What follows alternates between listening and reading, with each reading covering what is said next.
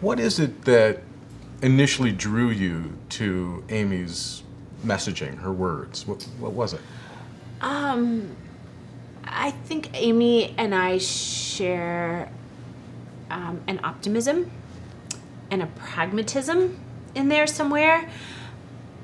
And also, I feel like Amy has deep respect for kids and for her readers. And you feel that. You feel that she gets what it is to be a kid, and it doesn't talk down to her audience no matter what, even if it's in encyclopedia. She's you, and she's not afraid. She's to be vulnerable and to just be like, yeah, no, I don't want to see those high school photos of me with feathered hair either, but guess what? That means I'm successful. She's in on the joke. We talked a little bit about Yes Day. Mm-hmm. Congratulations on really the wonderful success. I know it was a tremendous hit for Netflix, and so yeah, it was fantastic. Crazy, right? Could you believe it? I can believe it. Was it fun to hear? Because it was so fun to be the face of Amy's work. Did it feel fun for you guys? So fun. And, again, I think I told you this when I was on set for just a little bit, but, thanks again for tossing in some little nuggets that I think only us and her family would recognize. That was really very gracious of you. Thank you. Oh, of course. That's what it's all about.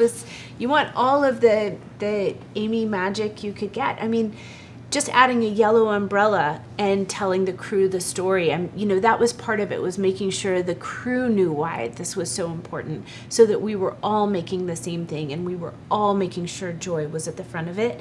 And they're all artists. Filmmakers are artists, and every single grip and electric and cameraman or woman, every person working really understood that we were making something to beckon loveliness, and that Amy was at the center of that. And that was a real through line through the making of the movie and the selling of the movie. Can you talk to us a little bit about any future Amy-related projects? Sure. We have 3 Amy Krouse Rosenthal movies in development, which thank you very much for partnering with us on these and for trusting us with her words and her heart and her books.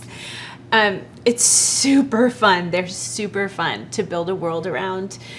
One of them is Bedtime for Mommy, which we have changed the name to Family Leave. And you might not recognize it as the book itself, the story, but it does take, there's a central twist in the book that that is the basis and the heart of the movie. And we should be making that in LA this fall, which is super duper exciting. Wonderful. I mean, I cannot wait. There are parts of it that honestly, I've read it 100,000 times and I laugh all the way out loud every single time. They are so funny, like really funny. Like Yes Day is all heart. This one is funny. There's heart in there, of course, because you have to have it. But oh my gosh, it's funny. So that's the first one that's up. Then we're in the middle of one that's a little more secret. That is really great. We've been working on it for years and are super excited. The team we have put together for it are kind of second to none. I can't even believe it. But we'll see. Just give us a knock on wood. Oh, yes, absolutely. For Friday, yeah. Okay? This is for Friday. Got it. Okay, that's important. Friday's a big day. It'll be in my morning meditation, I promise. Thank you. Yeah. Appreciate that. And then, of course, we're developing Yes Day 2, which we have a first draft of the script, and it's everything you would expect it to be and hope for it to be and more. That's wonderful. Mm-hmm. And have you continued to do your own Yes Days? I know that was sort of a thing on social media. It's almost summer, so yes, I'm going to be doing a Yes Day, although they're starting to get to that uncomfortable phase of where it's not just that they don't want the same things. That's never been the issue as much as the oldest one or someone, really the middle one, doesn't want to spend the whole day with me. Mm-hmm. They really are kind of like, Yes Day, I'm going to see my friends. I'll see you later. Right. So that's okay. That's appropriate. So, before we wrap up, the Amy Krouse Rosenthal Foundation has really grown since we last got together. On the ovarian cancer side, we have 2 of the premier oncologists in the world on our board. Wow. And we're really, really proud of that. We've issued about 5 research grants to young researchers that we hope to have them parlay into really meaningful clinical trials. So it's exciting. And as you know, Congratulations. What could Thank be you. more important? That's amazing. thank you so much. Yeah. And as you know, on the literacy side, we've donated hundreds of thousands of books to kids in need, and all over the country. And in fact, we sent more than 150,000 books out through Save the Children, and where you serve on the board of trustees. And this summer, we're sending an additional 25,000 copies of Tom and Amy's book, exclamation mark. I mean, books are everything. Yes. But if you're growing up poor in America, there's one book for every 13 kids in those communities. One book for every 13 kids. And that includes school libraries or local libraries. There are deserts of books all over this country, and you can't expect a kid to connect to reading if they've never held a book. Right. You know, when I learned what kindergarten readiness is not knowing the alphabet, being able to read. It's knowing what a book is, knowing that an alphabet exists, knowing how to tolerate listening to a story from beginning to end, knowing that you turn the pages of a book. You don't have to know anything about it. But a mom or a dad or a caregiver has to have a book in their hand to show a child. So, and they have to be motivated to do a picture walk if they can't read, to help their child know, just the fun of turning a page and hearing a story.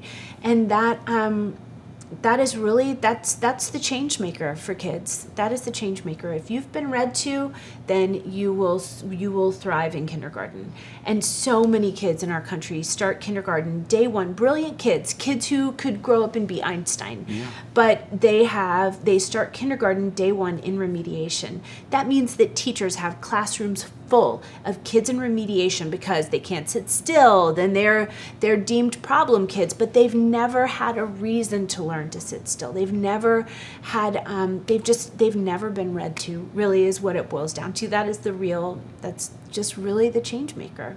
And so to be part of an organization that is looking at that and realizing how easy it is to solve that problem is really optimistic and fun. Well, kudos. That's wonderful, and we promise to continue to do what we can to support, honestly. I mean, it's incredible to be given books. Thank you. Again, thank you so much for being a part of the Amy Krouse Rosenthal Foundation. To me personally, and to my family, and to everyone involved in the organization, it means so much to me and to us. And what occurs to me is that, like Amy, in a way, we strip away all the fame and the publicity and all that stuff. As I've gotten to know you a little bit, you are just inside just a wonderful human being. And I'm so grateful to have this connection. Thank you, Jason. So It's thank you nice. so much for being here and for doing this with me today. Of Thank you. course. I wouldn't miss it for anything. Thank you. Really appreciate it. It's a joy to get to know you and to get to know Amy a little more through you and your kids. Thank you. Thanks again.